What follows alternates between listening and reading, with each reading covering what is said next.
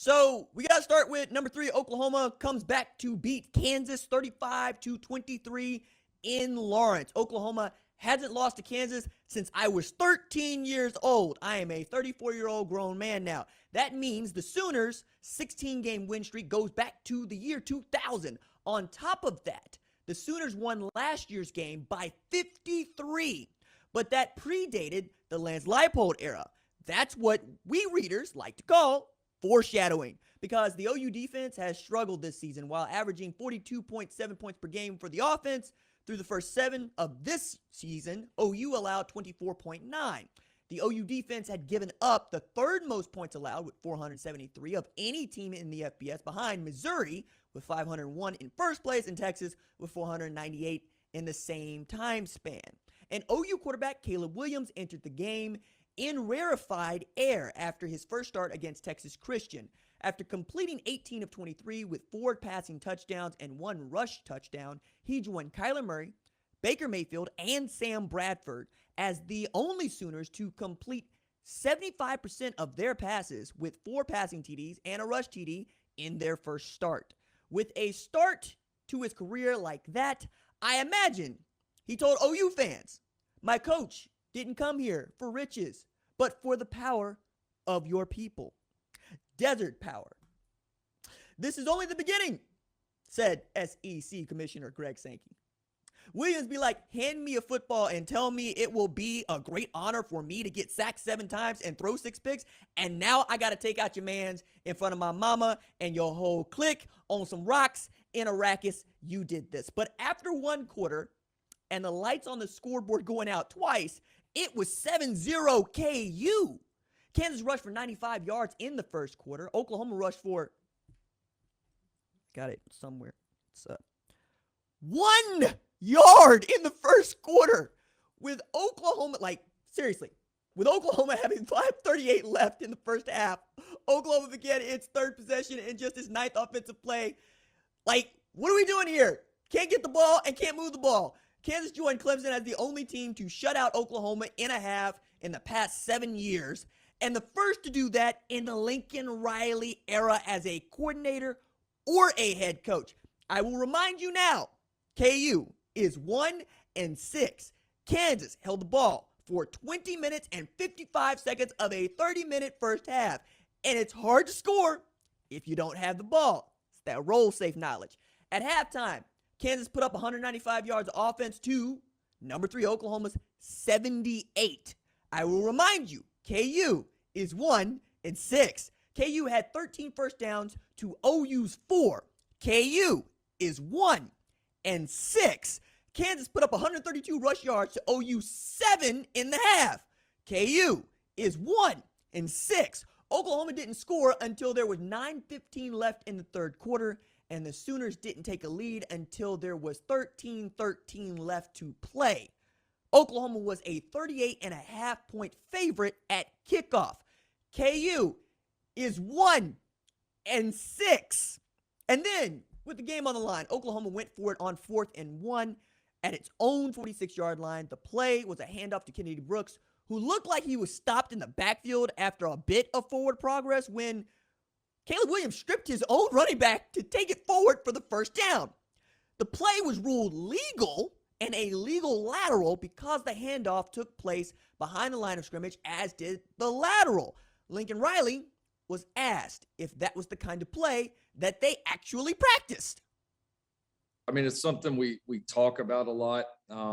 When you get in, we call them gotta have it situations. And those are where, you're going for it. And we try to really be specific and identify for our guys when those situations are. You're going for it, and there's really nothing to lose at that point. And so we've talked about those things. Do we practice, a guy, flicking a ball back or pulling out of hands? I didn't have a great view of exactly how much Kennedy gave it or Caleb just pulled it out, but we do talk about it. Have we practiced that one? No. You got to give those 2 kids a bunch of credit. Kennedy for realizing, because Kennedy doesn't, obviously, as we know, doesn't fumble the ball much. So I think Kennedy realized what Caleb was trying to do. They both understood the situation, and it was worth the chance. Like, even if Caleb would have gotten tackled, it would have been, obviously worth the chance to do it. And so it's smart football, and I don't want to take credit for it though. Those guys made that play in a big moment. Now, check this out, man.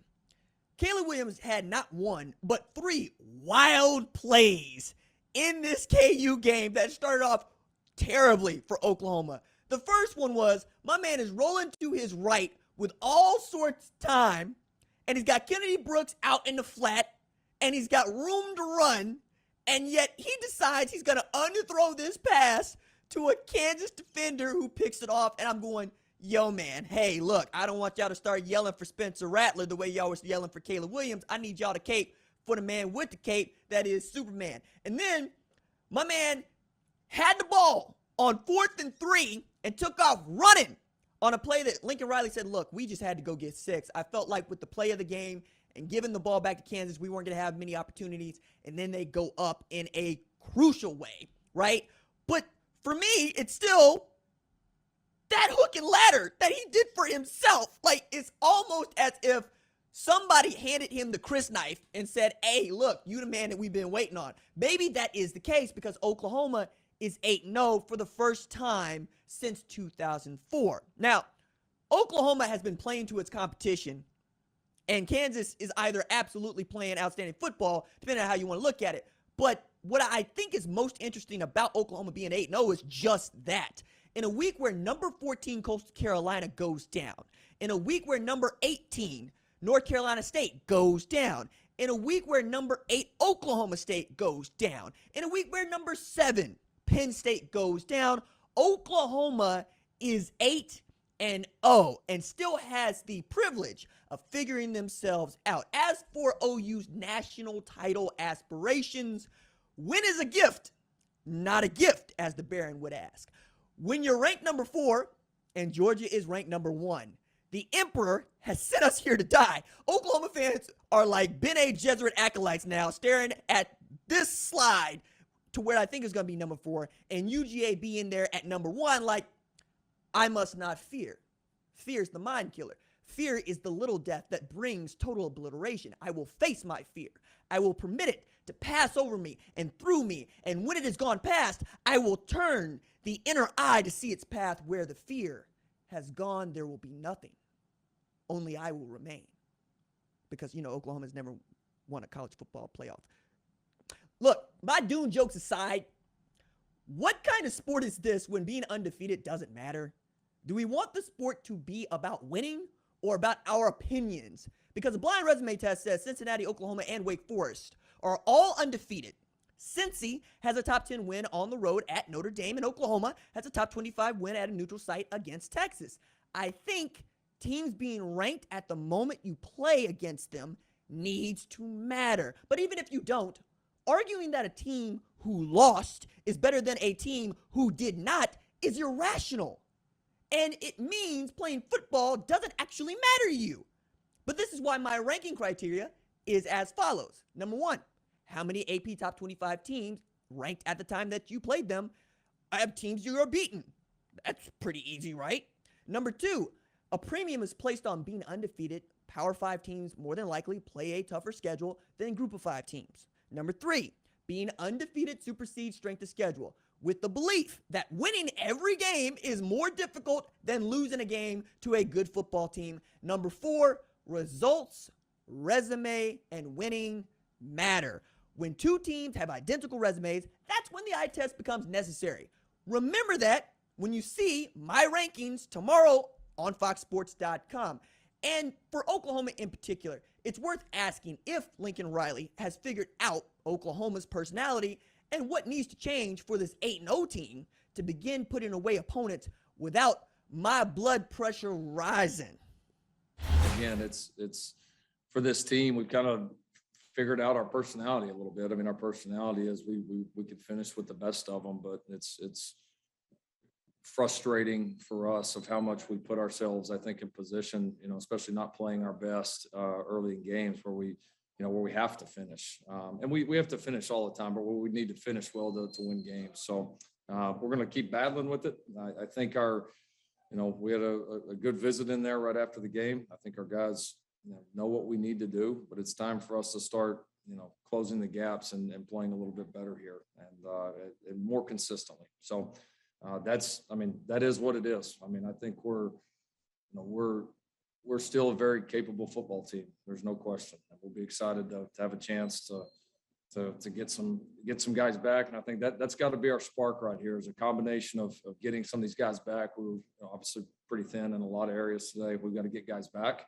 The guys that are playing have got to play at a high level. We've got to coach at a high level. Our times when we're not playing well, it's close, but we're tired of being close. We got to push it over the edge. And this is obviously, we're getting here, back half of the season. This is the time we got to do it. So again, proud of the win. Don't take them for granted. Know we have to be a lot better. Hey, kinfolk, I appreciate you for watching. Subscribe here and ring the bell so you don't miss the latest upload to the channel. Also, be sure to watch more videos here, like FS1 Studio shows and the best from Fox Sports and Fox Sports Digital.